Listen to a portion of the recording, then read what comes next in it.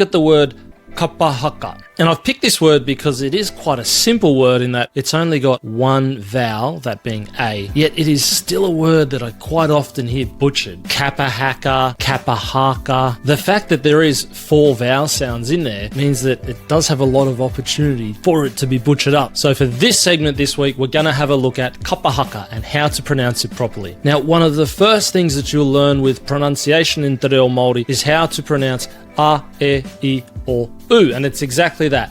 A, e, I, o, u. And when we add these consonants to that a sound, we get k, a, h, a, p, a, m, a, n, a. And for Kapahaka, we get k, a, p, a, h, a, k, a.